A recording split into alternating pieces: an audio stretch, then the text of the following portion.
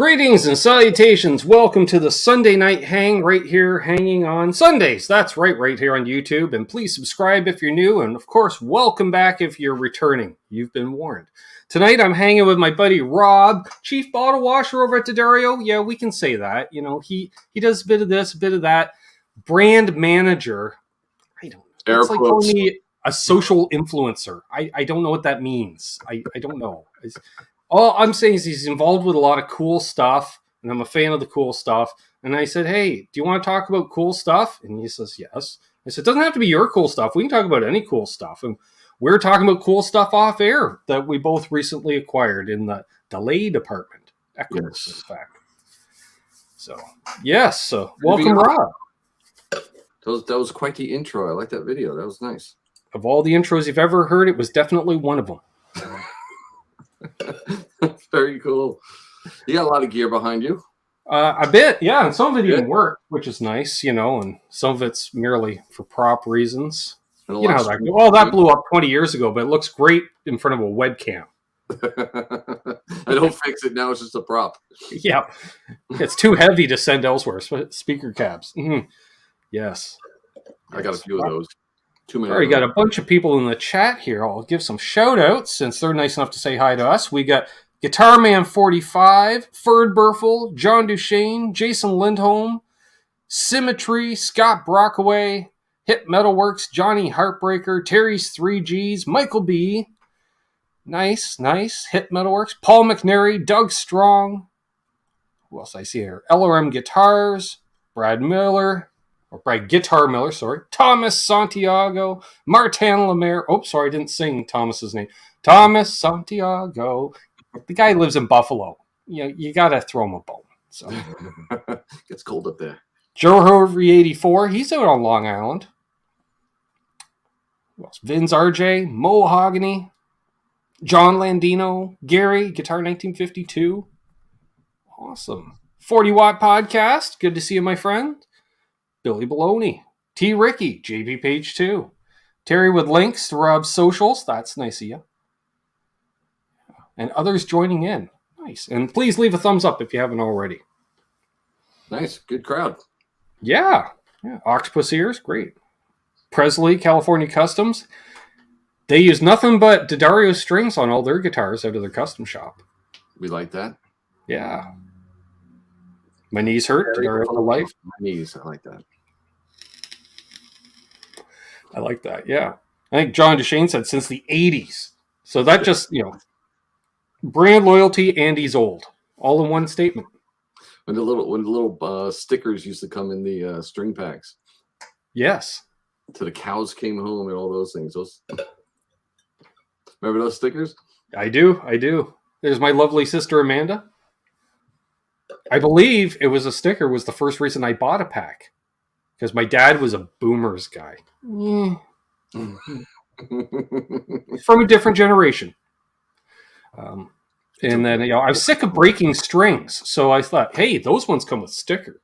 And, I have a guitar case. Because every guitar used to come with a case. So. Yep. Yeah, I mean, now I work there, but I was playing D'Addario since high school. Mm-hmm. That was just a string to use. Plus, it was cool. The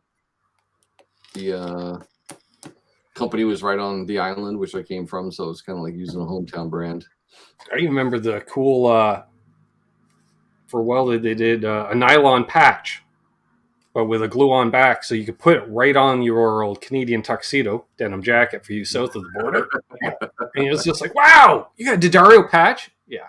And it's like, you're as opposed to your fellow metalheads, but your fellow guitar playing metalheads are like, hey, I know what that is. What that means.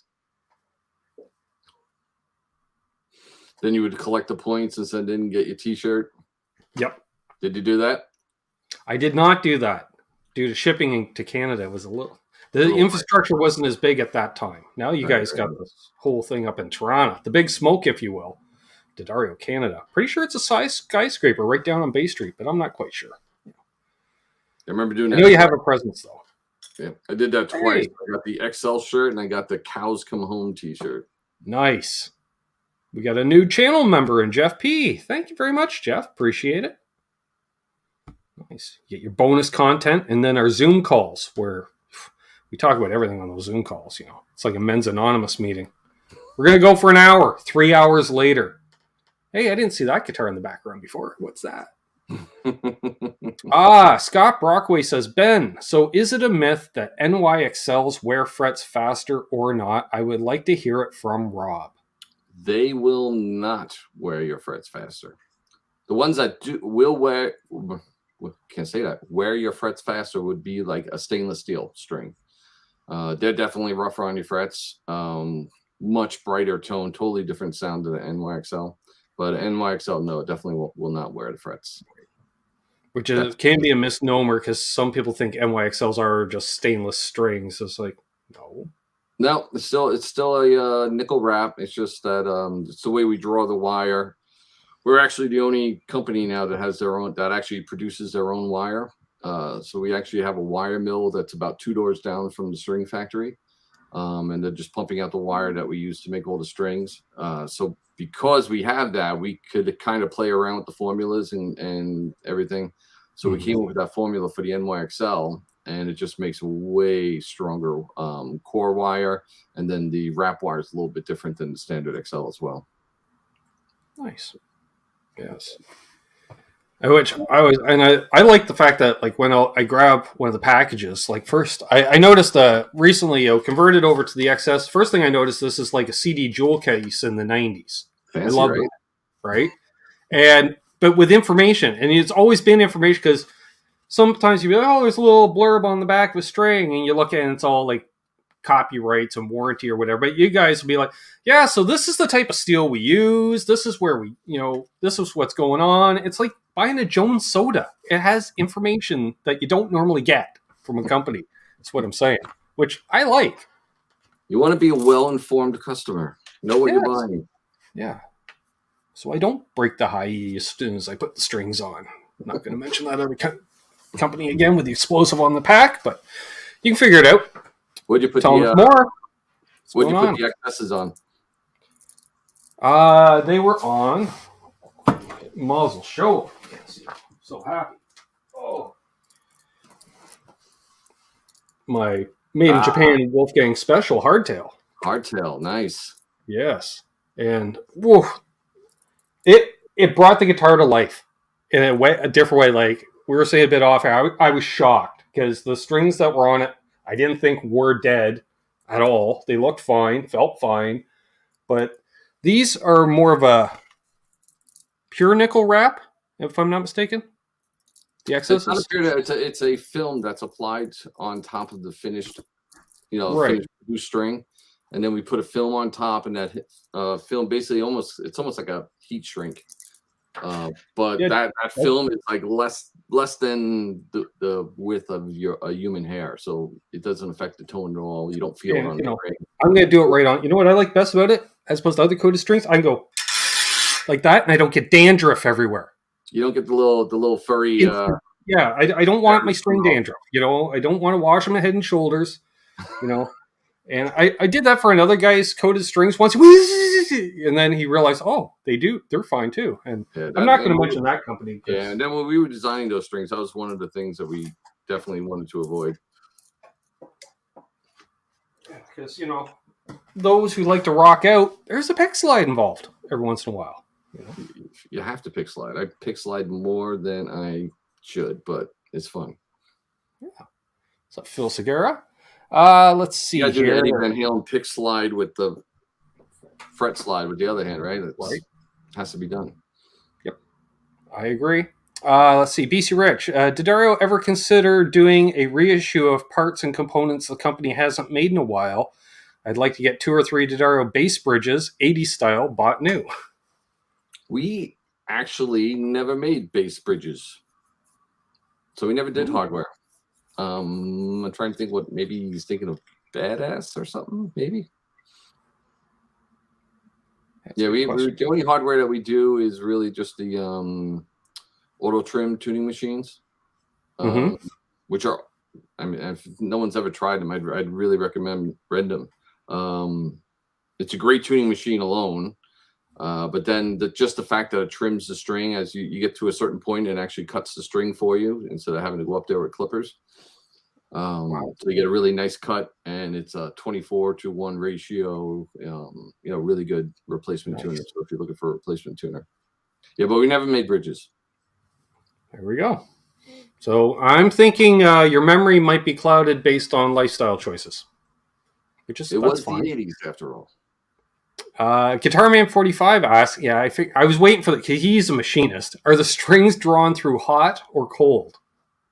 Cold. So it's a series of progressive dies, and it's probably it's got to be like 20 dies in that machine that the wire gets necked down to, and every time it just stretches out and gets necked down to a smaller diameter. And we are like really, really stringent with our dies because they wear out. Yes, so one of the reasons why we got into drawing our own wire, we were getting it from one supplier, and our core wire is a hex shape. Mm-hmm. And you really want those points sharp because that's really what's making the wrap wire stick to them and kind of digging in a little bit so that they don't or move it at all. And then with the previous vendor, they were letting the dies go too long, and all those points were coming like really rounded, and that was basically just letting the dies go too long. So we're really stringent. So every time we do a run, a little piece of wire is taken. We take a little snippet of it, we bring it over to a microscope. We look at it, make sure everything. The second it falls outside our dimensions, that die gets pulled. And then what we'll do with a smaller die, we'll just remachine that to be a larger die. And then they kind of keep just moving up the channel until, we can't be used anymore. So they do kind of get reused, but we're really stringent on those dies. As soon as you see any bit of wear, they get replaced. Mm-hmm. Makes sense. And apparently, BC Rich, that was the other D. DiMarzio made the bridge. Well, there you go. There you go. DiMarzio, D'Addario, they're both in the New York area. Yeah. That's right, Joe. You do put a lot of effort into the strings. Hey, Mad Raj is here. And I saw, let's see here. Now, I'm not sure if he's asking for a recommendation or he is recommending. Michael B says, recommend some D'Addario bass strings, P-bass, geezer style player. I mean, you can't go wrong with just the regular XLs. That's just a tried and true string. For bass players, some bass players do like the stainless steel strings, just because it gives a little bit more of that high end and a little more cutting, a little more biting.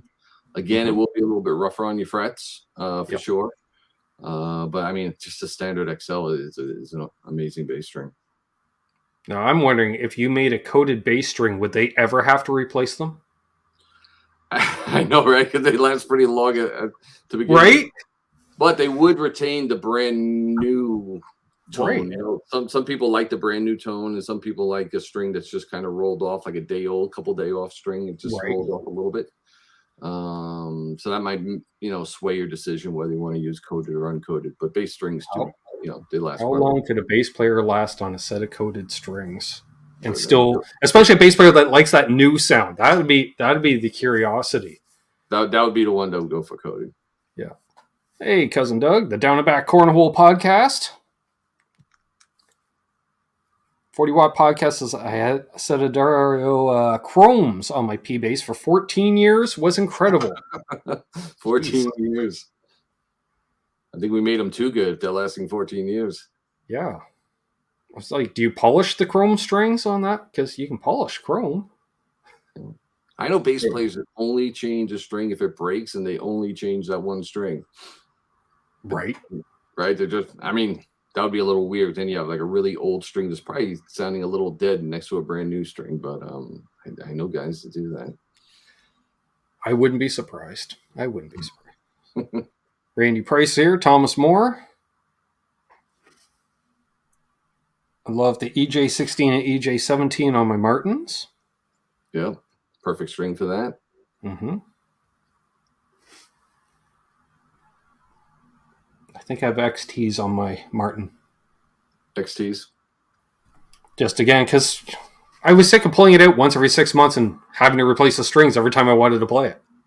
Well, I mean, that's another thing that coated strings are great for. They're just great to have a string that lasts longer. But if you have a guitar that you don't play that often, Right. put a coated set of strings on there so that at least every time you pull it out, like it has a fresh set and it's going to sound good. If you have one of those guitars you only play like every 6 months, just for fun or whatever, you're going to change strings, you're going to play it once, you're going to put it away, and then when you take it out 6 months later, just from being in the environment, the strings are going to be tarnished a little bit after that much time, right? So for those, I do that for my electrics. I don't use coated strings. I just, they last long enough for me, and I just use the regular standard strings. But on my electrics that I don't play that often, I always put the coated strings on there for that reason, just so that they stay fresh. Yep. Same way. BC Rich asks, how long does it take to get an idea for, say, a coated or new string line from concept to production? Or to getting set up? A while. So XS was probably 2 years in the making, at least 2 years. And that was basically from just the film studies, all the different films that we tried, and of course you don't get the film right on the first try. It's dozens of tries, and then developing all the manufacturing equipment, the manufacturing process. It takes a while. So I think XS was about 2 years. Nice. John, try the XS. He says, I hate coated strings. Try the XSs. Just because they don't feel like coated strings. Like that was I was expecting I found the XTs felt a little oily to me, which I didn't mind. I was like, it's weird. It's like a micro layer of WD-40 between my finger and the string, I thought. Because they were so I would actually think you would get that from the XS more than the XT. Yeah, but yet I don't. They just felt to me just like super clean, polished with wax, as opposed to polished to the point where it's grabby like glass, which I've played some strings like that too. And it's like, ooh, no, I don't want to fight the string. No. So some people might not even know what the difference is. So with the XT, that's basically the next generation of the coated line that we used to have called EXP. Right. So that's a wire that gets treated with a coating before we make the string, and then that wire is wound on top of the core. So that's really more of a treatment than a film that's put on. It's a right. That wire gets a treatment. The XS is actually taking a finished string and then applying a film on top, and then that it basically goes like an oven kind of a thing, and then that film shrink wraps around the string. Right. But again, that film is like less than the thickness of a hair. It's super thin, so it's not going to really affect the tone at all. So the XT is more of a treatment to a string to make it last longer, and then the XS is really a film applied to the string. So the XS will last longer than the XT. It's really depending on what kind of feel you want, because the XS usually will feel a little bit slicker. And the XT will feel more natural, like a natural string. You had the opposite experience, but that's normally how it would go. The XT would feel more natural. That's me with a lot of things in life. I get the opposite experience. Okay. What's up, Eddie Van Haskell? Yeah, but if you like the EXPs, then the XT would be the string for you. And then if you like a fully coated string, almost like an elixir type of a string, then you would go with the XS. Right. Let's see. Hip Metalworks asks, what is the testing process for a new string? Hands-on / measured, or a combination of? Everything. So yeah, we have a full lab that we can actually view the vibration of a string. So it's like an 8-inch thick granite block that runs the length of the string, so that there's no vibration and the room isn't affecting how the string vibrates. And we can actually pluck the string, and we have optical sensors and stuff all around the string, and we can actually see the vibration on a graph on a computer screen.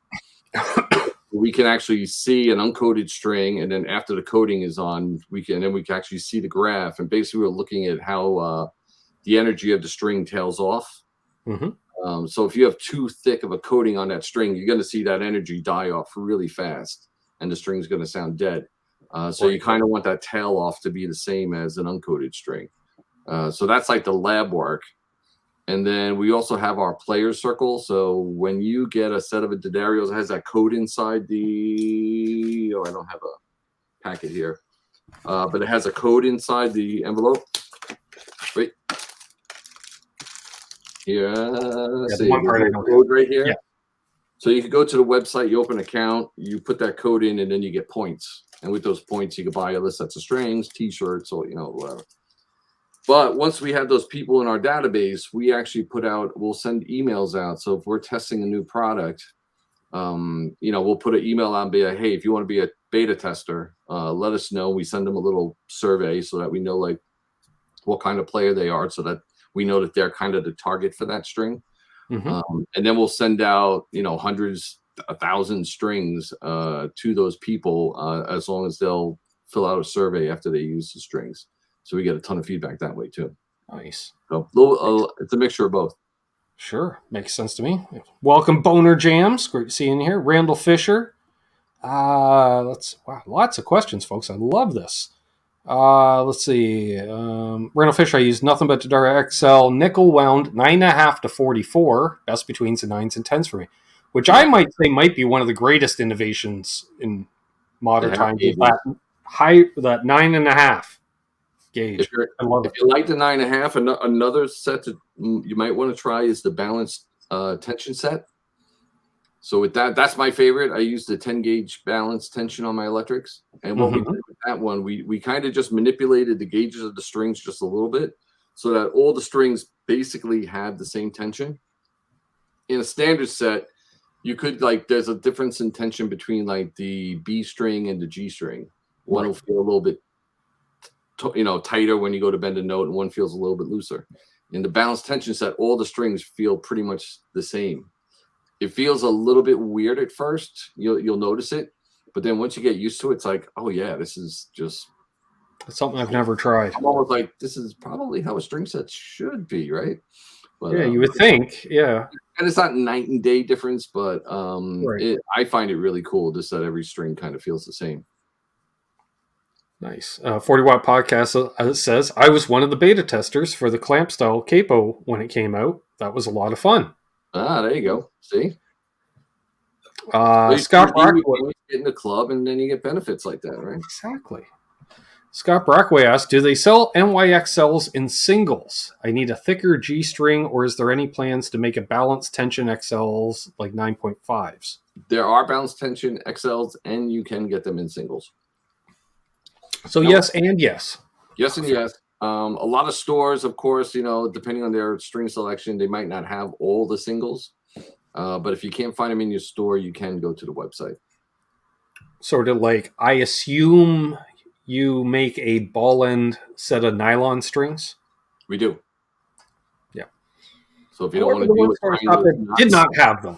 He's like, no, you got to get the tie-on ones. And then, no. I exchanged them for the XSs because I found a cheap set of ball ends because my hands aren't what they used to be, and I have a classical for the first time in 30 years. So right, yeah, it's not fun tying those knots. You got to kind of get the hang of it. Once you get the hang of it, it's not too bad. But the first I remember the last time I did it, I think I was in high school for classical guitar because I put new strings on for a concert.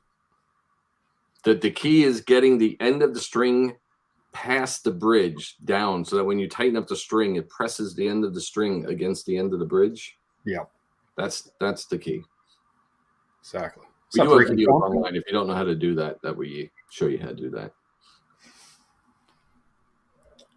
What did I see in there? Oh, Gear Junkie 35 snuck in here. He says, any plans on cryo-dipped strings? We played around with that. We had a machine a long time ago. I'll be honest with you, we didn't see the benefit in it. I remember that being a thing briefly. It was a big thing. I think it was like Dean Markley, I think, pushed that Blue Steels or something, blue, right? I forget. Yeah, we kind of didn't see the benefit of it, to be honest with you. It was fun, though, to like take a banana and put it into the cryo machine and then take it out and drop it on the floor and watch it shatter like glass. Right. That part was fun. Yeah. Yeah. This is the problem with cryo machines and musicians, right? We're just, what can we put in? We do stupid things. The effects of a frozen solid Boss DS1 drop from waist height. This is what a frozen ham sandwich looks like. Yeah, we did experiment, but we didn't really see the benefits. Nice. What's up, Philip Aspie? Good to see you. We got 52 people watching. Nice. Nice. Please leave a thumbs up if you haven't already. Keep the questions coming. I don't have a thumbs up. I can't thumbs up it. I see, or prior to this, I should say, because I've been mentioning during my other live streams that you were coming on, people have been mentioning the expandable pedal board. They are selling like crazy. We cannot keep them in stock. It's because pedal heads can't decide on a pedal layout to save our lives, right? Oh, I'm in love with this setup until tomorrow, and then I got to change it. I got one here. Nice. It's pretty cool. So you just undo these 2 layers. Right, go below the microphone here. There's these 2 little levers. You just open them up and then boom. Make a nice long board. You want a little short guy, and then anything in between.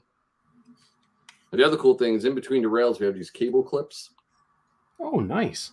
So you can pop your free cable, your excess cable in there. Keeps it nice and neat. Now that I didn't notice before. You can adjust the height with the back wheels here. They kind of go up and down, and then you can lock them in. There's Velcro underneath, so you can mount pedals underneath. Not, you don't have as much room with the small board as you do with the large 4-rail for underneath stuff. Mm-hmm. But thin power supplies can fit under there. And it's pretty cool being able to just adjust the size to whatever you're doing that day. Love it. Because no one's board ever stays the same. No, they're leaking out over the sides of my board right now. 2 layers deep. And we were talking before, you just bought a Halo. I just bought a Halo yes. as well. The Halo going into a Hydra on top of that. So I am in ambient heaven. Wow. That's pretty much all the delays and all the reverbs. Yeah. You might open up a portal to a time warp or something like that. Again, really helps with certain lifestyle choices. I love the Halo. That's a great pedal. I could never play in a band with another guitar player. He's like, leave me some room, will you? Yes, Randall Fisher, you do need to get one of those boards. Hey, Adam D. And what's great, there's only 2 models, so like basically a lot of times you don't know what size board to get. So with ours, it's just like, do you want 1 row of pedals or do you want 2 rows of pedal? And that's the decision.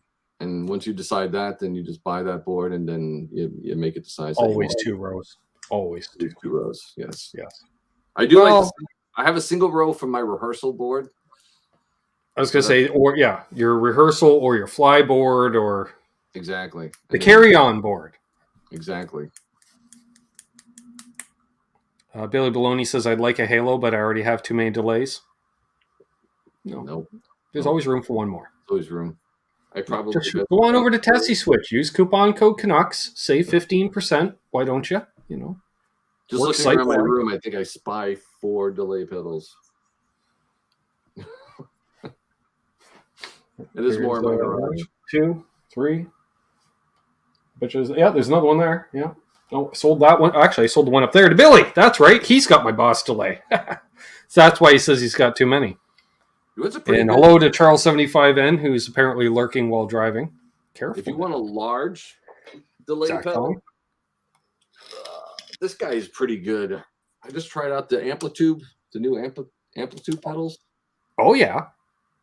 This delay pedal sounds really nice. Nice.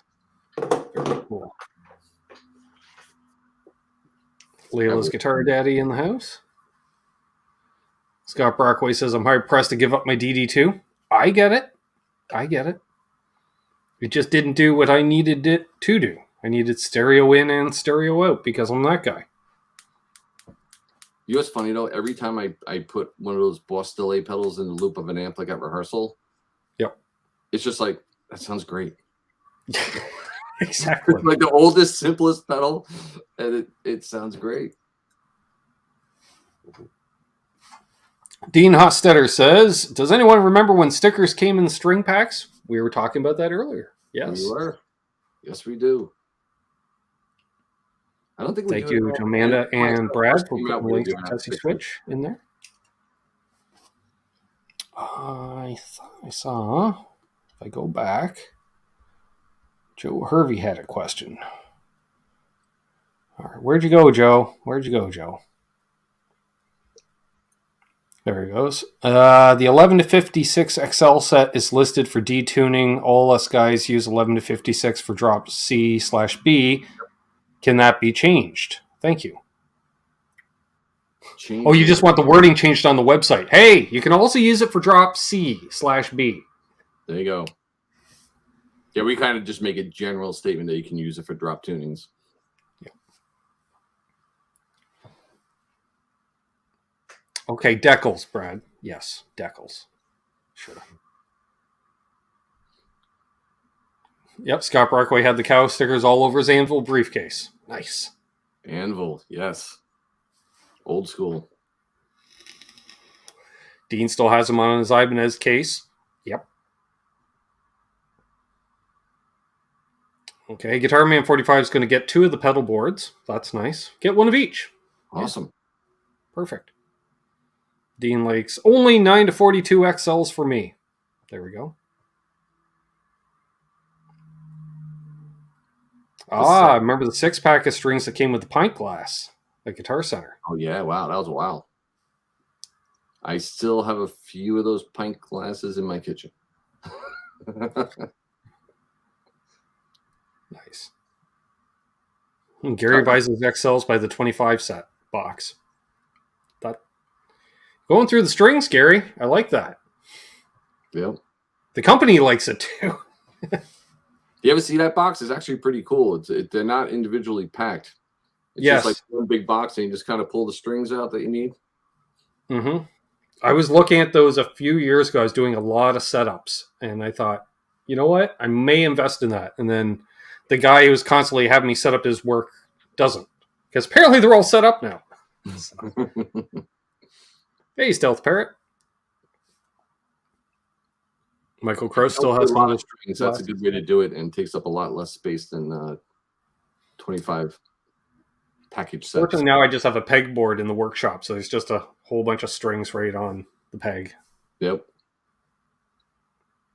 That's another thing. Yes, let's talk about those, Thomas Moore. I like your guitar cables. They last forever. Yep. Excellent. Yep. We're proud of the American Stage cable. I thought I had a bad one.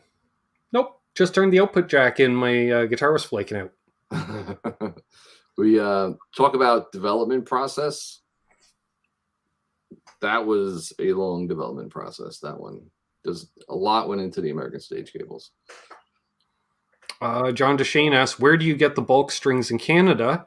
You can order them through Long & McQuaid. Yep. They would definitely have them. But you got to order them in. Because they usually order them in for themselves for the repair departments. So they do carry them. Yo, RJ Ronquillo says, yo, dudes, Dodaro is the best. You know. Like RJ. He's a good dude. Yep. And he has a variety of strings on a variety of guitars. As per his live stream yesterday, if you missed it, what kind of guitar player? He's literally holding a Super Strat and a Jazz box. And it's like, yep, that's RJ. Literally. Yeah, I mean, people should experiment with different strings. Because with different strings, man, you get a totally different sound. Mm-hmm. You know, like when I was on Tone Talk, we were discussing like pure nickel strings, you know, and I mean, people go down the rabbit hole of trying to get Eddie's original sound, right? But you know, they also have to remember he was using pure nickel Fender strings back in the day. Mm-hmm. And he used to use the nylon picks, right? And just those two combinations are going to change the tone drastically. Oh, exactly. You know, so it's another piece of the equation that, you know, most people don't go to that depth and actually do the strings and the picks as well. I haven't gone down the pure nickel route yet. Yeah. And then even if you're into like, you know, classic blues, you're trying to get like the Clapton, you know, the old Cream Clapton tones and stuff like that. All those guys back then were using pure nickel and probably a nylon guitar pick, you know, and that's a tone. Mm-hmm. Absolutely. Hey, brother Ben Tom, he says, Ben, damn you, I just bought a Halo from Tesi. Perfect. I hope you used the coupon code at least, Tom. Jeez. See that? We sold a Halo. Yep. John Deshane says, flat wounds on a Super Strat. Why not? Why not? Why not? If they're thin flat wounds, it won't make much of a difference.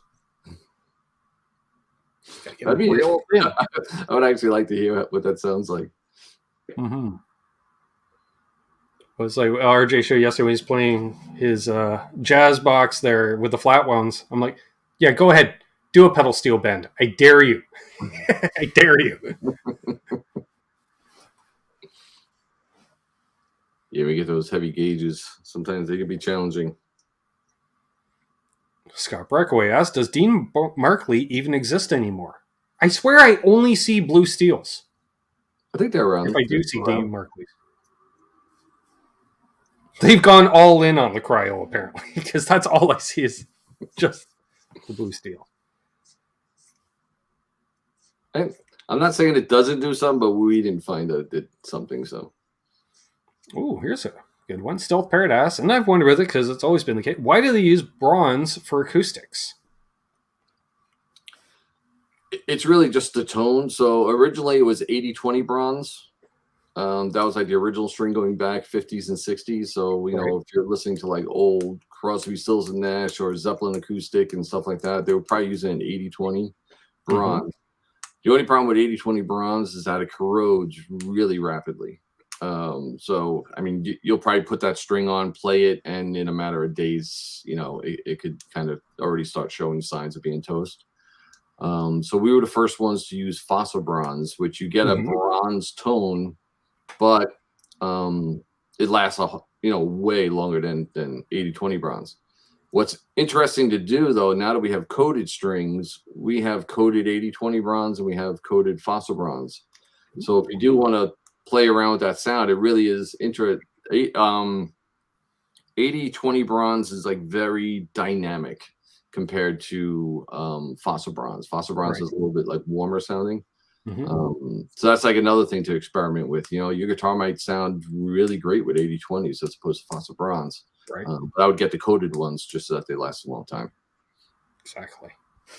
Ben Tom, thank you very much for the super chat. He says, Ben's portion of the Tesi discount. Oh, believe me, Rob hooked me up with mine. So I got more than my coupon code. We'll just say it. Leave it at that, because I'm a Tesi artist, and that's how it works. Yeah.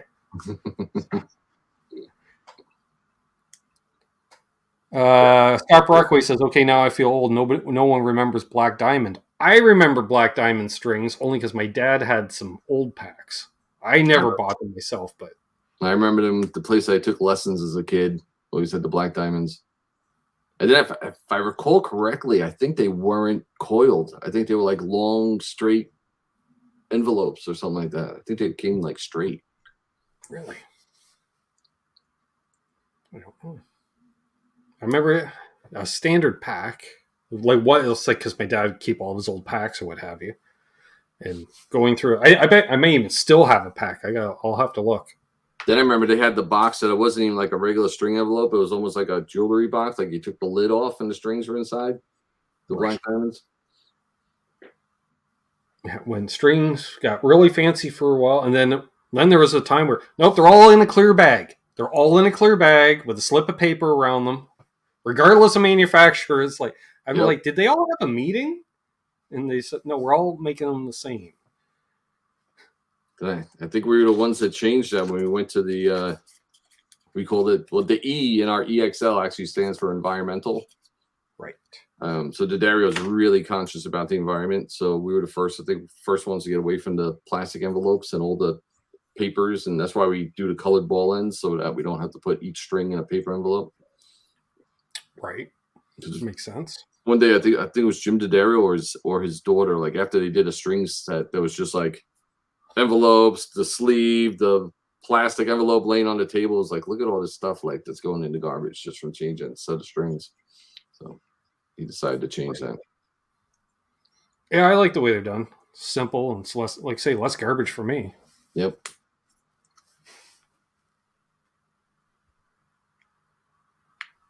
Hey, Herbert Fireside Studio. Good to see you. Those were the Nashville straights that came in a long box. Michael. That might be what I'm thinking of. Okay. Remember that music store had those as well. Blackjack guitars here.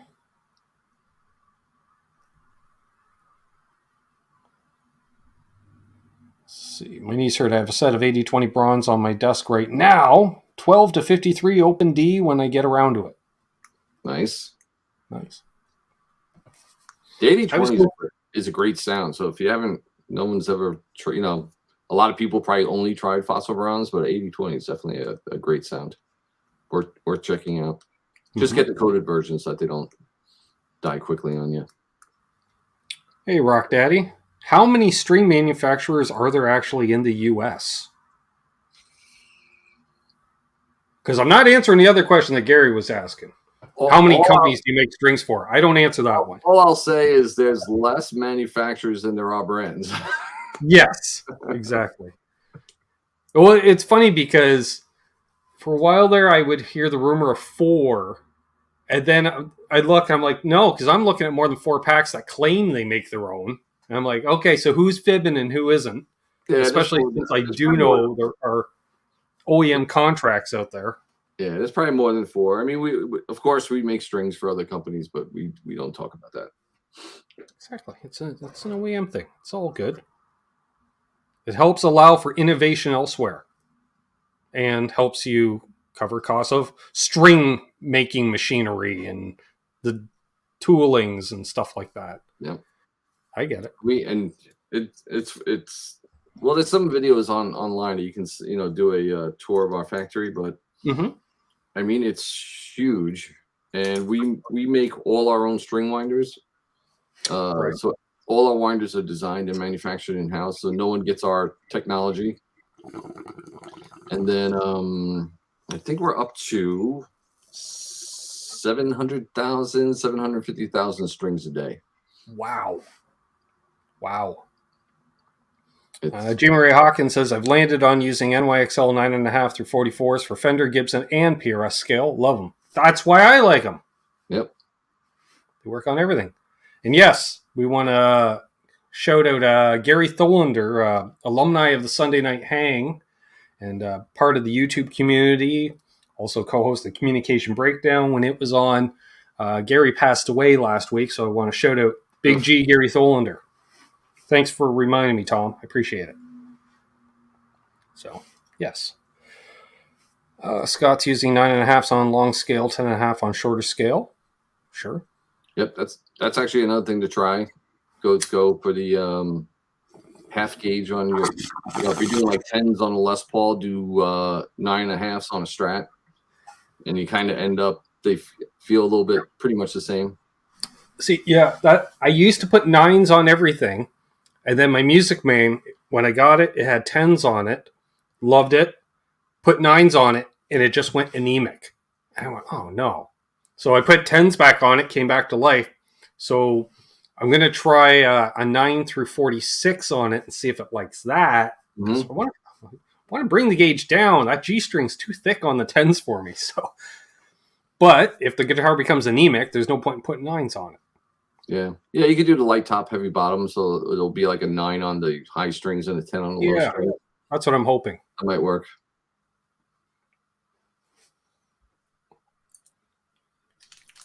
There's a lot to experiment with. Gary says, I heard a story about a coated string company that used Darios and just coated them. Okay. Interesting. Curious how they cover the ball ends. It's kind of obvious, I'm just saying. That's the one thing I love about the colored ball ends is immediately you know what the guitar is strung with. Yeah. Any other guitar is a mystery. But if I see those different colored balls, I'm like, hey. You know exactly what's on there. Thoughts on stretching strings? Does stretching by hand or using a string stretcher tool work better? I mean, they both work fine. I mean, when you're stretching a string, this is my theory and kind of our company theory as well. I mean, metal strings really don't stretch. I mean, if you put them on the guitar and you stretch them, if you took them off the guitar and measured them, they're not going to be longer than they were when they went on. When you're stretching a string, really what you're doing is you're getting all the slack out of the wraps on the tuning peg. And then also the wire as it wraps around the ball end, that's going to neck down a little bit. And the ball end's going to be allowed to slide into the bridge a little bit more. So that's really what you're kind of just getting all the looseness out, so out of both ends of the string. And that's really what's stretching, So the string itself isn't really stretching. You're kind of just getting all the slack Okay. out of the string. And I was going to say a whole thing about the XS is don't stretch it all, because I ran my string stretcher up them twice. I came in here and I retuned it, which was barely anything. Played a whole bunch. Still in tune. I was like, no, they're supposed to be breaking in and stretching and me getting annoyed for the first 10 minutes. No. I'm like, these things are stable. Yeah, you'll see a big difference between the NYXL and a regular XL. The NYXL strings, there's really no stretching period. They hang their tuning. When we did our clinical test, our lab test, the NYXL cells stay in tune 131% more than a standard set. And that's just because of that core wire and the way we developed that wire. A solid foundation of a string. Yep. Yeah, it is a little weird that like you pull on them once and then you tune them and then you pull them again. They're like locked in. You're like, it should take longer. Yeah, exactly. Like I usually expect 8 to 12 minutes of, okay, especially a G string. Come on, when does a G string ever behave right out of the box? They don't. Especially on a Les Paul. Especially.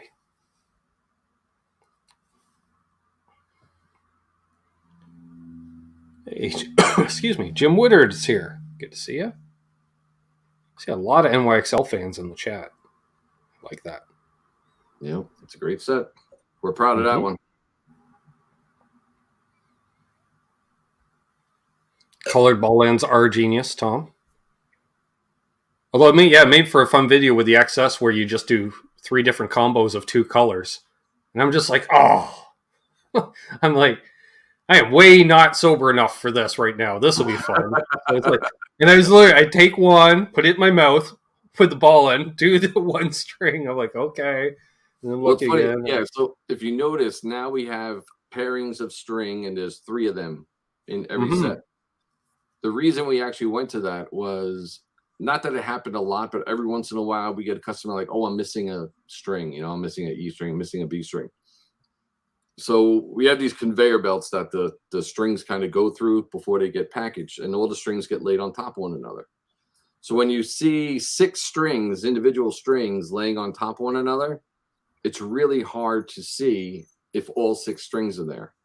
If you take 2 strings, wrap them in a coil, it's very easy to see if there's 3 coils in there. Right. So that was really the whole reason behind it. It was really just a quality control kind of a thing to make sure that everybody got all 6 strings. And again, it wasn't like a huge problem, but it happened once in a while. Ever since we went to the 3 coils as opposed to 6 coils, we kind of never get complaints. Yeah, I've never had a problem with it.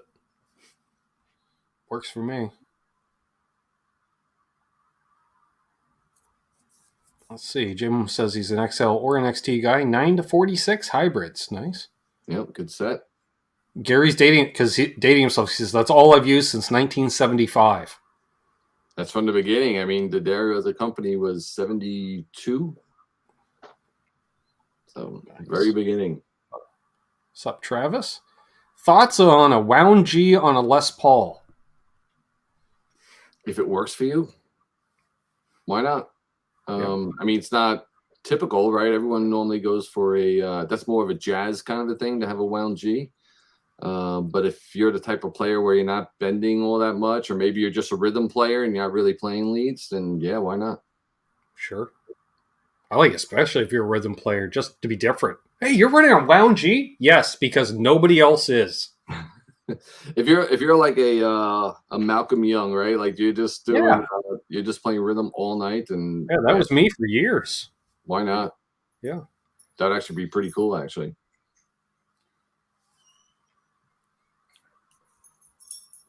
Another D'Addario tidbit that most people don't know is that the D'Addarios, they trace their lineage, and their family actually goes back to the 1600s making strings. Wow. In Italy. Uh-oh, I see one of my dogs back there. Nice. Hey, it's somebody asked earlier, what is your live rig these days? Just to throw into a different spin on the conversation, because you play a bit, in a band, gigging around, and I play a lot. A Friedman BE50 Deluxe. into a 212. That's the main sound. I pretty much hang on the BE channel and just go to the HBE just for solos. I'm definitely an old school ride the volume kind of guy, so I kind of tend to stay on one channel and just put the volume up and down for what kind of tone I'm looking for. Nice. And then my board really isn't all that much. My overdrive is a Archer, Silver Archer. Nice. I am a phaser junkie, so I have the Whirlwind Orange box on my board.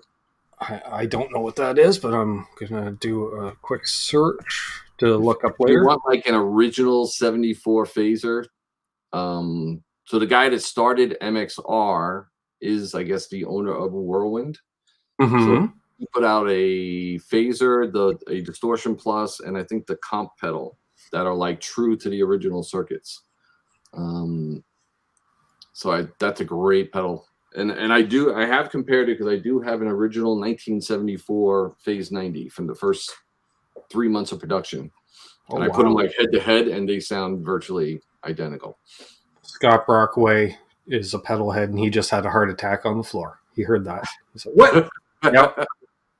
Yeah, you're preaching to the choir phasers. I have 2 on my pedal board right now. I have a Phase 45 before my gain, and then I have Phase 95 post gain. There you go. I want the full swoop of stuff.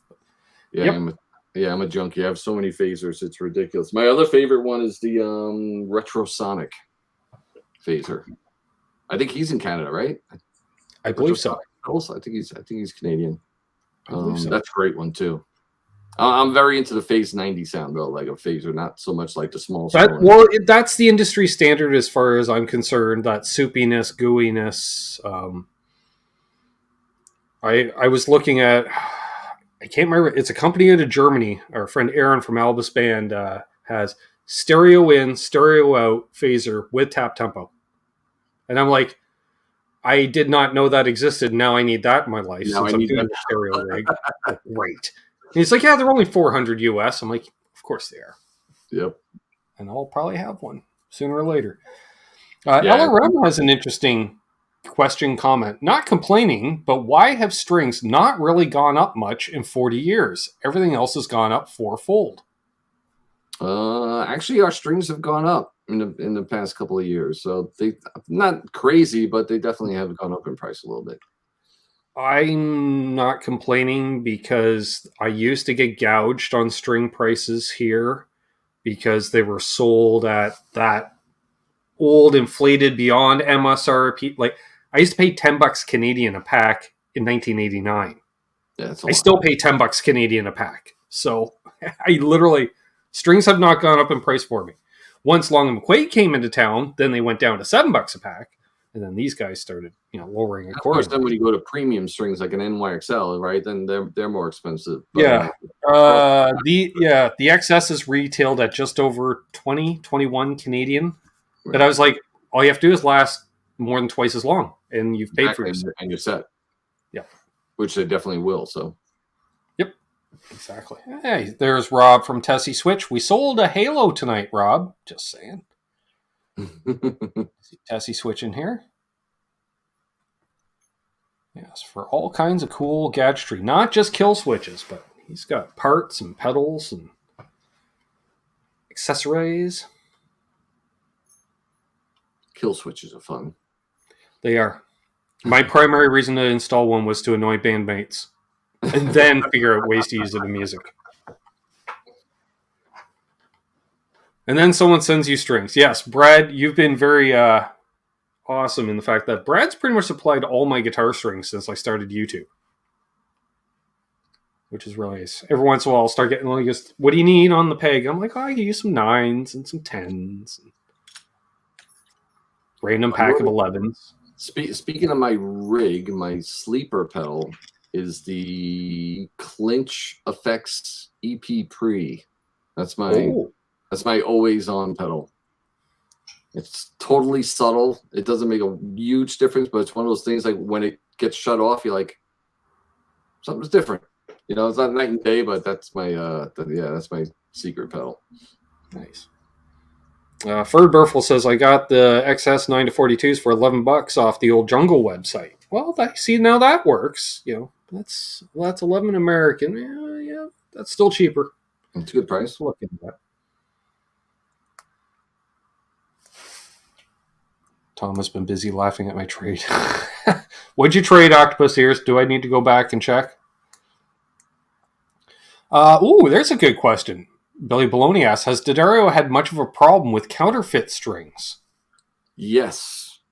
In fact, a huge problem. It's getting a little bit better. A couple of years ago, pre-pandemic, it was actually getting a little out of hand. Not so much if you go to a reputable store. It was basically with online sales, some Amazon stuff, and then a ton like on eBay. That we get fakes. So we get, and it really just popped up because someone would call our customer service and say they got they bought a set of our strings and the strings are totally rusted coming out of the box and everything like that. And then when we had them send it back, we could just tell that they weren't our strings. So most of them were coming out of China. We did actually do a couple of factory raids with the Chinese government police force and stuff like that. But, it's kind of hard to shut those things down. There's always going to be people that are going to do that. But yes, we did have an issue with that. Alex, tuning in late here. That's okay. Alex 2112, I like your handle. Why don't you pack your strings individually like Ernie Ball? Less garbage. Less garbage. That is truly the reason. It's all being environmentally conscious. Mm-hmm. I personally like the Ziploc bag. That's kind of neat. Yeah, so if you don't, you break one on a gig, you take one string out, at least you can zip it back up. Mm-hmm. And that internal bag, this guy here, it is treated with an anti-corrosive. It's like basically an anti-corrosion pack. So until you break that seal, that could be on a shelf for years. And it'll be like just the day it was made. Nice. Rob at Tesi Switch asks, are you finding the counterfeiters copying the serialized packaging? They do, but it's funny when you see that, they usually have the same number on all the sets, where ours are basically serialized. They're individual to each set. You would see like every set in the box have the same number on it. And the one thing that I would say, they actually did a pretty decent job on the packaging. The packaging looked pretty good. The strings were crappy, but the packaging from the outside looked pretty legit. Hey, Joe Alba says, greetings all. I played XLs from 1987 through just a few years ago. I since switched to Kurt Monaghan's for a bit, but I never totally shun XLs. I still don't know how anyone plays Ernie Balls. Well, if you're changing strings every night, they sound great for a night. You have to come back. That's what I say. Great for a night. And when someone else is buying them. Hey, Stealth Parrot. Let's see. How should you store strings? Do they go bad if not used? Luckily, we kind of touched on that, right? So with our strings, they're always in this anti-corrosion bag. So as long as you don't open up this bag, you're pretty good. You can leave them anywhere really, and they're going to be good for a few years. So yeah, you won't have any worries. There's Dylan from Flipside Music out of Denver, Colorado. Go Flipside. Bang. Good to see you in here. They carry over 1,000 pedals in stock at any given time. That'd be dangerous for me. I know. Oh, actually, we had a question. Speaking of pedals, John Shane was asking, what delay do you use? I just switched to the Halo. I did have the Strymon, the timeline on my board for years and years and years, but I really only use like 3 patches. I have like a rhythm short, delay, kind of like a little bit longer than a slap, and then I have a longer, louder delay for solos, and then every once in a while I need a dotted eighth. So I had this like, huge, not huge, but it's a bigger pedal for 3 sounds. And then when I saw I could do that with the Halo, and then the sound of Halo was awesome. So the Halo kicked the timeline off my board. And not to say anything bad about the timeline. It was just that for my needs, using only 3 presets, I could just shrink my board down a little bit with the Halo. Mm-hmm. I agree. BC Rich has an interesting one. Is there any way to improve the tensile strength of strings, or are we at the point where if strings were any stronger, we'd lose some of the tone and resonance? That would be the NYXL. That's what it's all about. So NYXLs are 42%, 42. We're getting really, got to get the 2 in there. 42% stronger than the standard electric set. That's from our lab test. And again, that's just from us and our wire drawing processes. Which means they're the perfect string for a guy that either breaks strings or wants to move down a gauge, but is susceptible to breaking strings. Well, if you, a standard set, say, if you do even though it's a huge bend, like a 2-hole step bend, right? Mm-hmm. But people do that. That is definitely a typical bend to do. You're at 90% of the string strength. So the string's probably not going to break, but you're pushing it, right? You're getting close. With the NYXLs doing that same bend, you're down to 75% of the break strength. Nice. I like it. Yeah, I see what we started Guitar Man 45. A lot of people are buying Halos. Part of that started with that Tone Talk with Andy Timmons on. I'm like, that was some episode. Well, just him noodling for a couple hours. I'm like, yeah, I need that in my life. Like, I really need that in my life. It was amazing. That guy is unbelievable. Yeah, and a D'Addario artist for a long time.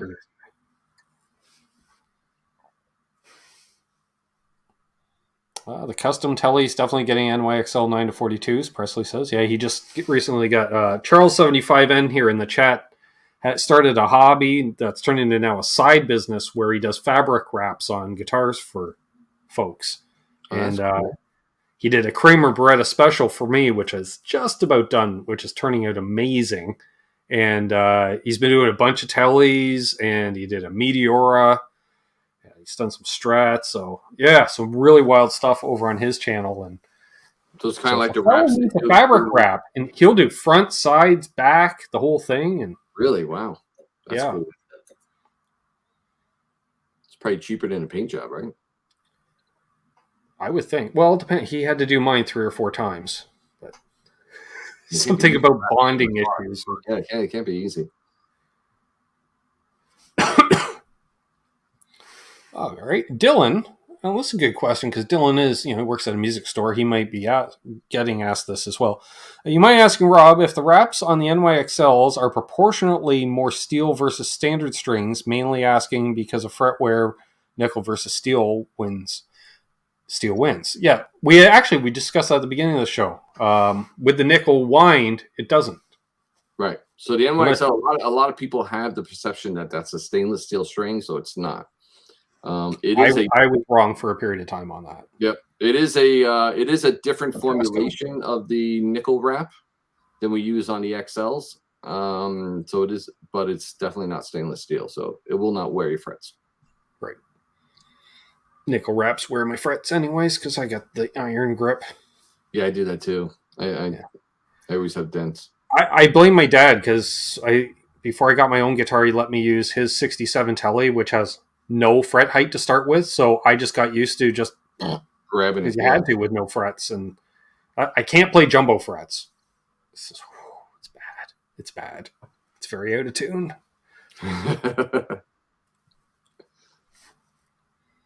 That's right, Amanda. Everyone should get a Halo. We'd be happy. Robert Keeley would be happy. That's it. Rob at Tesi would be happy because we all get through him. He's like, wow, I got to order more Halos. Yeah, large frets and tuning can be an issue if you have a heavy hand. Dylan says, thanks. That's exactly what I've been telling customers, but the notion is still pretty strong. Exactly. Yeah, I don't know. Dylan, just really screen grab that one little bit, and you can just hear from the mouth.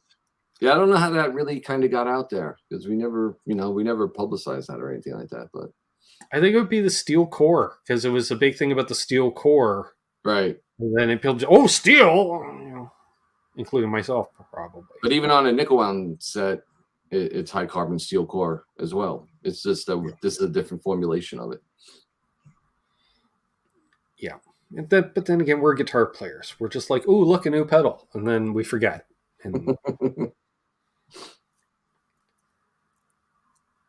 Billy Baloney says, I've developed a lighter touch over the years due to arthritis. Until I start giving her. That's the problem. Then you start, and then, yeah. Because I started playing standing up again recently, too, post-COVID. I realized I haven't played standing up in 2 years. It's like I should get back into doing that. People, you don't think about that, right? Like when no one was playing out live, it's true.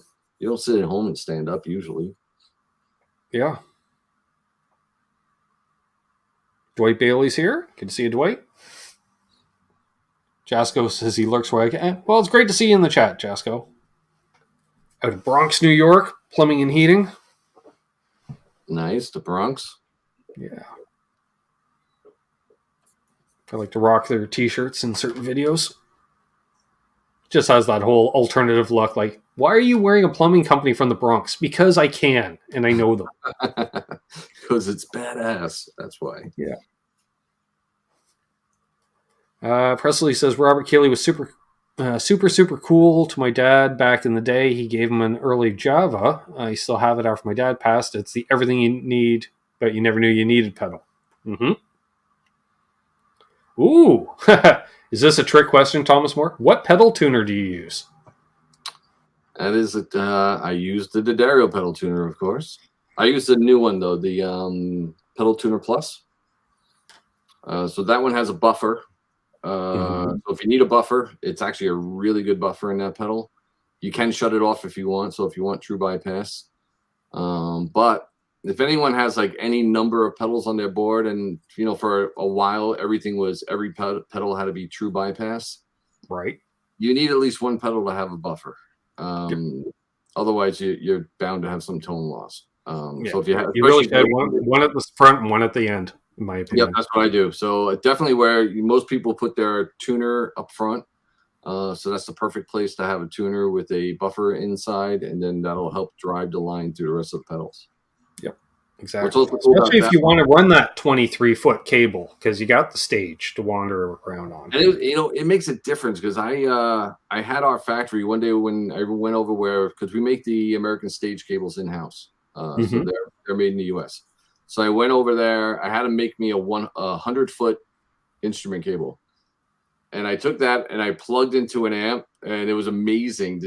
So I compared a 10-foot cable to a 100-foot cable, and the difference in tone was amazing. I mean, it was obvious. And then I took our pedal tuner with the buffer and then put the 100-foot cable after it.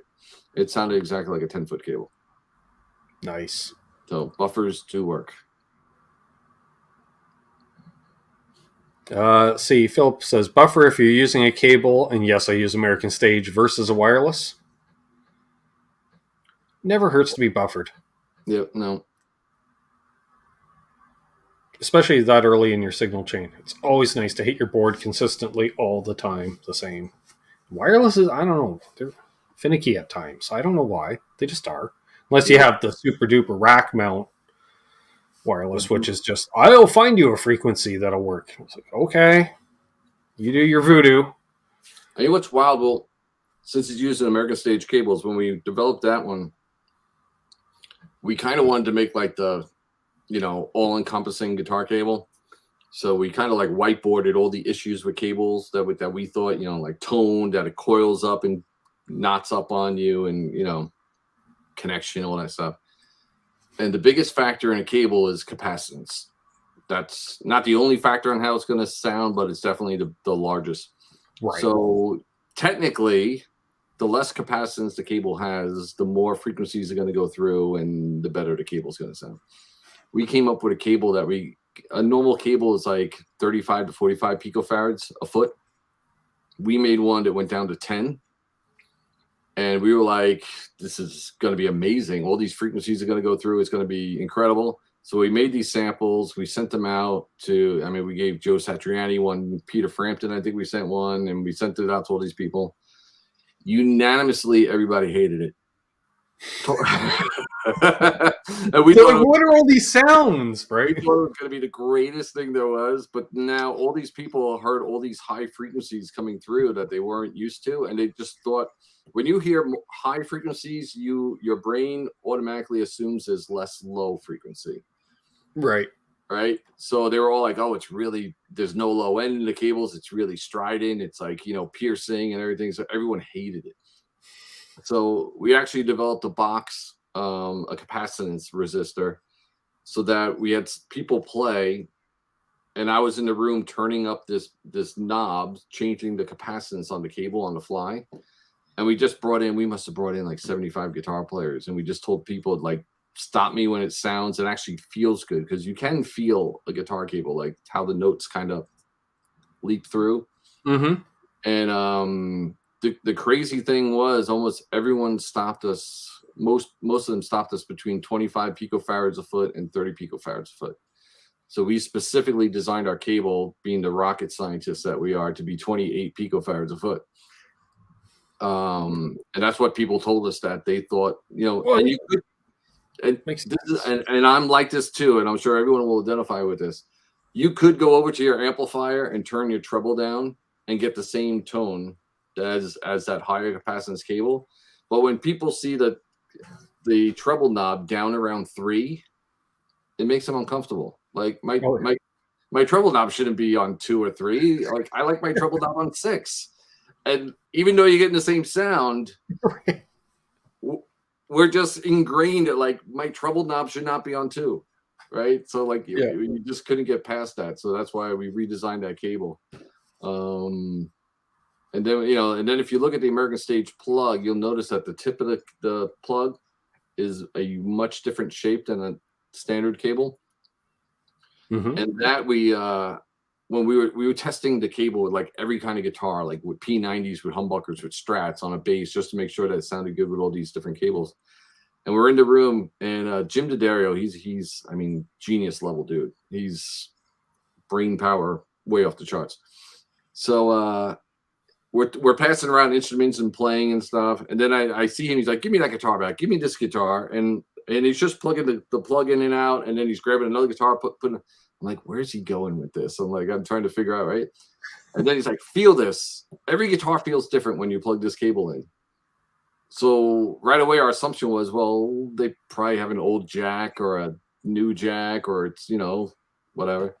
So he had us measure the contact points on every jack, and they were slightly different. So then we bought 100 Switchcraft plugs, the same jacks, the same jack. And then we measured all the contact points, and we noticed that they were slightly different. And that was just tolerances of manufacturing, right? Right. So if the contact point was a little bit on the longer side, you would get a different fit than if the contact was on the shorter side. It would fit tighter. So that's when he decided to change the geometry of that tip, and it actually makes up for those tolerances of the jack being slightly longer and slightly shorter. So every time you plug an American Stage in, you get like a nice solid, you feel a click, which is kind of reassuring, when you do it. And when you plug a cable in, you don't hear a click. You're like, did it? Is it going to fall out? It feels out? like I just nudged up against it. You're like, no. So I like that. Yeah. So when I talk about the development process of that cable, it was pretty in depth. Nice. Exactly, Jim Ray. It's 400 years of instrument-focused DNA.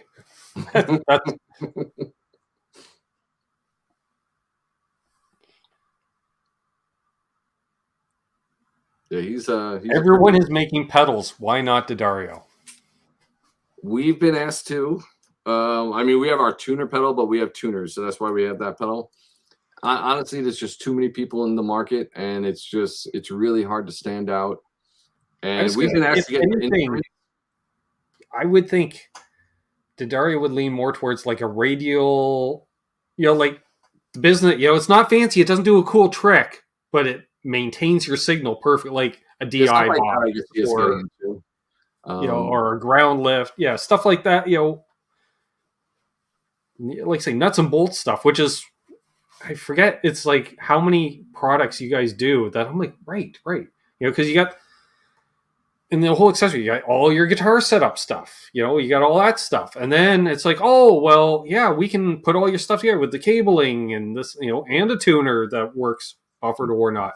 Yeah, tuners, capos, I mean, everything. And yeah, so we just never got it. And if you think about most of the stuff that we make, it's all dispensable stuff. It's razor blades. It's to make you sound better.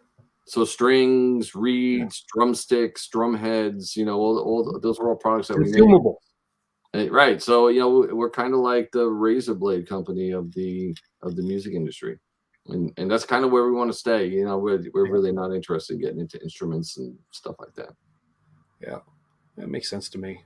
Yeah, like the only thing I can think of is like that radial type of utilitarian, whatever that would be. They make great stuff. They do. And it's like built like a tank. You could drive your car over it, and that stuff will not break. Mm-hmm. And everyone should try our capos. Yes. If you're into capos, most people don't get that.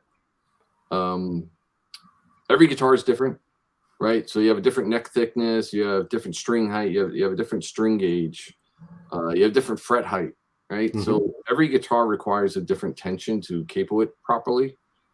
So when you buy a capo that's just one tension, a big spring clamp, most of the time it's too much tension and it's going to make your guitar go sharp. The only way to counteract that is to have a capo with adjustable tension, which all of ours are. So if you are into capoing, I highly suggest you just give them a whirl because, one tension does not work on every single guitar.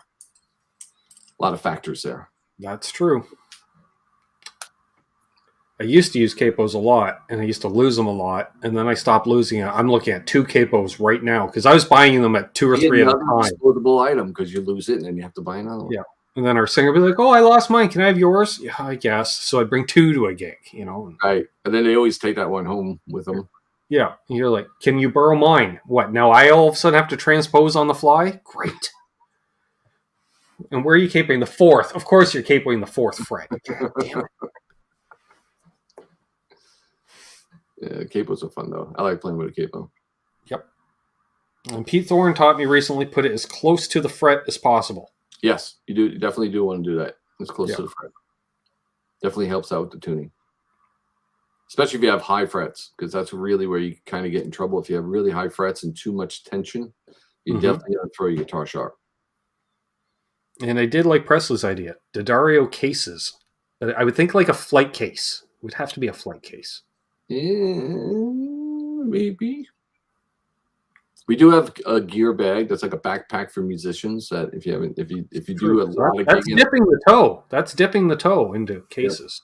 Yep. I would suggest if you gig out a lot to check that out. And then with the new pedal boards, we do have 2 pedal board bags, which will work for other pedal boards, not just our board, but they're adjustable on the inside. So whatever size your board is, you kind of move these bumpers around, and then the extra space you can use for storage. Nice.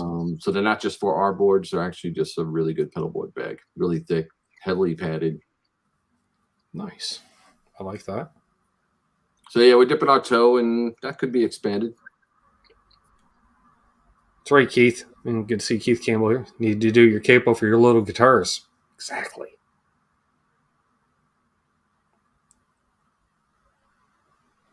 Let's see. Oh, I used a pencil and 17 rubber bands for a capo. I'm not even sure what this means, but Dylan will explain it. He says, I'm sure I should know this, but I don't right off. Does D'Addario do anything similar to Monel strings? We do have a nickel set. It's nickel on top of fossil bronze. It's called a nickel bronze. That'll be the closest thing to a Monel. So it is for acoustic, but it does look silver, which is, freaks people out at first. Seeing a silver string on an acoustic guitar, but it is correct. So yeah, that's our nickel bronze. It's the closest thing we got. That's actually a really good sounding set. Oh, Tesi Switch asks, how many patents does D'Addario hold for the string manufacturing process? There's a few. Wow. But in all honesty, we don't patent our stuff because all of our string winders are in our factory, and all of them have a ton of patentable features. But when you patent something, it becomes public knowledge. So no one outside of our factory walls is going to get one of our string winders. So there's no need to patent the information and then give up that information to the public. So we purposely don't patent our string winders to keep the technology to ourselves. There we go. Now, other things we have patents on, like our capos, we have patents on some of our tuners. We have patents because that's things where it's going out to the public. Yes, since the string winder is never going to make it out to the public, there's no need to do it. That's how we keep the trade secrets. Exactly. I dig it. I've seen a few people mentioning, like Charles mentioned, he first discovered the company from playing violin. Yeah, we're huge in orchestra. We have there's a major portion of our factory. It just makes orchestral strings, and that is like totally different than making a guitar string. You think a guitar string seems fairly simple compared to an orchestra string. It is very complicated to make a bowed string. I bet. Two totally different philosophies, because a guitar string you want to vibrate really long. A bowed string, you actually want it to be dead because it has to react to the bow immediately. If you were to put a string made like a guitar onto a violin, it would just howl out of control. You wouldn't be able to control the string. So two totally different philosophies. Ben Tom says, my favorite D'Addario product is the IEC Power Cable Plus. Oh, I love that. That was one of my projects, yes. That was actually one for me. Sometimes I get to make products that just solve one of my problems. And and that was it. I just got, like you buy, like even like whatever, a Friedman or a Bogner or something. You buy a $3,000 head, and a lot of times you just get like a $5 power cord with it. And not that it's bad or it's going to hurt the amp or it doesn't make the amp sound good. It's functional, but a lot of times it's only like 5 feet long. It barely makes it to the wall. Yeah. So we made our ICs 12 gauge copper, so there's a ton of copper in there, and then we made them all 10 feet long, so you could definitely get to a wall outlet or get to a power supply without having to use an extension cord or a power strip or something like that. I'm just thinking how many times I've loaded in. It's like, oh, I get that outlet, great. And I got an amp at the back of the stage, pedal board at the front of the stage. And he's like, where am I going to place my power bar in relation to both to be able to plug both into this power bar? Right. And it's usually, you're like, do I have to run an extension cable off the pedal board to run back? It's like, oh. So it's great with that Plus. That Plus is a standard IEC cable, but then there's a fork in it that actually a regular outlet comes out. So it's an IEC cable with a power outlet. So you can plug your pedal board in there, and then through one IEC cable, you power up your whole rig. Yeah, I got to get one of them too. Great. Yeah. Helps avoid some grounding issues as well, because now your pedal board and your amplifier are going into the same outlet. Sometimes if you go into different outlets, you can get some ground loops happening. Right. This is true. Yep. Symmetry, you're putting together that shopping list, right? Perfect.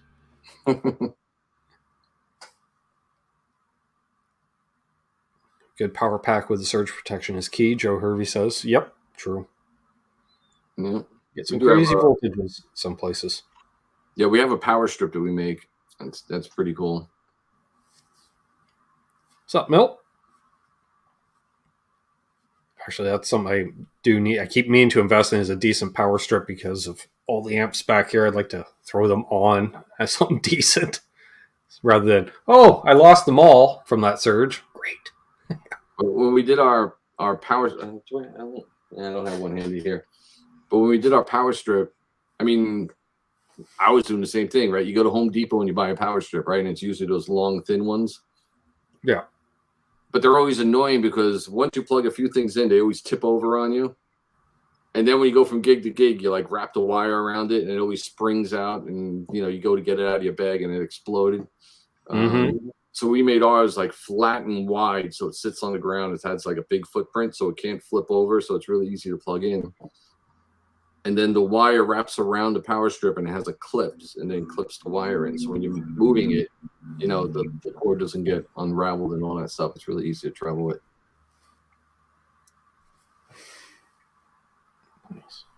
We'll go a few minutes more here, folks. If you get your last minute questions in, and we'll try to get them answered.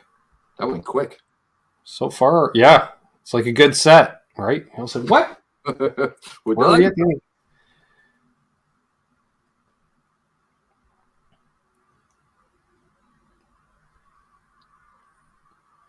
Let's see here. Rob from Tesi asks, maybe you covered this already, but what musical projects are you working on right now? I got my cover band, which is just like a club band. We play every weekend, so that keeps me busy. I do have an original thing happening that is taking forever, but we're getting there. So it's me and my buddy Matt, and then great bass player Freddie Villano. He was in Quiet Riot, Dee Snider's band, and then we have Andrew Freeman from Last in Line singing. So we have like 3 songs done, and then trying to get the other ones wrapped up. But Andrew's a busy boy. So do you make a double ball end string for like a Steinberger? I think we're the only ones that have the properly calibrated ones if you have a trans trim. So we do work with Ned Steinberger very closely because we developed all our tuners with him and our capos with him. He's another guy that's like, a Jim D'Addario, just a total brain power, the next level, like incredible. So we do actually work with Ned directly a lot. So yes, we do have a whole line of double ball strings. See, Jasco says, so getting 2 American stage cables and an IAC for my amp. What else am I adding to the cart? It's got to get a halo. The halo. Well, he can get that from Rob. That's a different cart. You need a capo. Yeah. With the power strip, we'll keep everything happy power wise. That's it. And a tuner. You'll be styling. Yeah. And a board to mount the tuner on. Of course. Yeah. Yeah, Jasco, go to tesiswitch.com, use the coupon code, be like Tom, buy a halo. It's amazing. I love mine. Rob loves his. Guitar Man 45 loves his. Yeah. Others in the chat love theirs. You're not going to go wrong with that purchase. Keith H says, thanks, guys. This was first educational programming I've watched in a while. Well, I'm glad you loved it. I learned a few things. Jasco says, will do. Perfect. Yes, and definitely you want the right tension on those double ball strings with the trans trim for playing that, as I call it, the stripe music, there. We like that stuff. I saw a question about my tattoo. It is a Gibson custom headstock on my arm. Nice. I have a standard on my arm. Jimmy Page's. Hence, yes, I am a Les Paul guy. Thanks. Hey, Charlie S. Well, I think we got everything covered here. Thanks, Amanda, again for it says save 15% on the Halo you're going to buy and use coupon code Canucks at tesiswitch.com. Nice. So, we've covered a lot of ground tonight, which is awesome. I hope we've piqued a few folks' interest on, a nice D'Addario product. They're available wherever they're being sold, amazingly enough. We're definitely going to have to do this again, Rob. I had a bunch of fun tonight, and this was a good hang. That went fast. Yeah, it does. It's crazy. So I'll be back tomorrow night with the guys with Canucks with Guitars live Q&A session tomorrow night, 8 p.m. Eastern. NAS Canucks for your NASCAR podcast. That's on a different channel. That's the one where we go and turn left most weeks and sometimes right. That'll be on Tuesday night. And I do not know what the soda pop tasting video of the week will be, but it'll be something cool because I chill them before I drink them. Thanks everybody that tuned in tonight. Shout out to the mods for doing the mod stuff, like putting the links in there, making sure you all behave. Thanks again, Rob, for hanging out tonight. We'll definitely do it again. So hold the line while we wrap things up. And as always, folks, hold those doors open. Let Doug's wife in ahead of you in traffic because, you know, she's real. Believe me, I spent 2 weeks in a trailer with her. Yeah. So we'll be back tomorrow night. And, of course, don't litter.